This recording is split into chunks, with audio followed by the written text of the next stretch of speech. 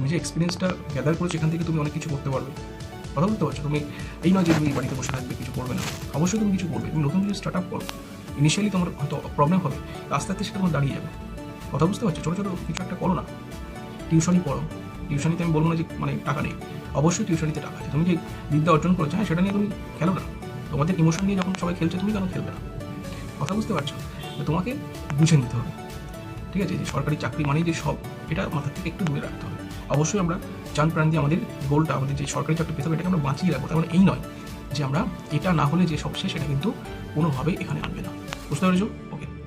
আরেকটা কথা হচ্ছে একদম ঠিক, এই যে তোমাদের এসএসসি স্ক্যামটা হলো, ঠিক আছে? চাকরি পেয়ে যে চাকরি চলে যাওয়া, এটা থেকে একটা দুশ্চিন্তা চলে আসছে যে আদৌ তুমি যে চাকরিটা করছো সেটা কি ভবিষ্যতে টিকবে। কথা বুঝতে পারছো? তো সরকারি চাকরি তোমার যে পার্মানেন্ট বলে একটা যে কথাটা থাকে, সেটা কিন্তু ঠিক নয়। সরকারি চাকরি পেয়ে গেছো মানে তুমি যে পার্মানেন্টলি তুমি যে সব এটা মানে অধিকার হয়ে গেল, তুমি সেটা কিন্তু এরা প্রমাণ করে দিল যে এসএসসি, যেটা কিন্তু ঠিক। কারণ দুর্নীতি কিন্তু তোমাকে দিলে খেয়ে নেবে। কথা বুঝতে পারছো? তাহলে আজকে এই দিন দাঁড়িয়ে তোমাদের মধ্যে যে প্রশ্ন করে এসেছিল, স্যার কী হবে, কী করবো, কী করবো না, মন দিয়ে পড়াশোনা করো, ফাটিয়ে প্র্যাকটিস করো, ঠিক আছে? নিজের শরীরকে ডেভেলপ করো, নিজের স্কিলকে বাড়াও, ঠিক আছে? এবং মন খুলে যা খুশি তাই করো, ঠিক আছে? এবং পড়াশোনাটা কিন্তু ঠিকঠাক করে করতে হবে, ঠিক আছে? আর এবং দেখো, আবারও বলছি, চাকরি না পেলে কিন্তু জীবন কিন্তু থেমে থাকবে না, ঠিক আছে? টাকাটা কিন্তু সব কিছু নয়। টাকা তোমার কী করবে?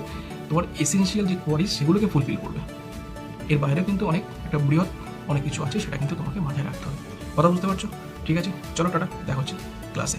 প্রত্যেকে কিন্তু নতুন হলে চ্যানেলটাকে অবশ্যই সাবস্ক্রাইব করে রাখবে এবং মন দিয়ে পড়াশোনা করো। অবশ্যই এখন যে দিনটা চলছে, সত্যিই চারিদিকে যে সময়টা চলছে, একটা অন্ধকার, ঠিক আছে, একটা পরিস্থিতি, একটা বাজে পরিস্থিতি চলছে।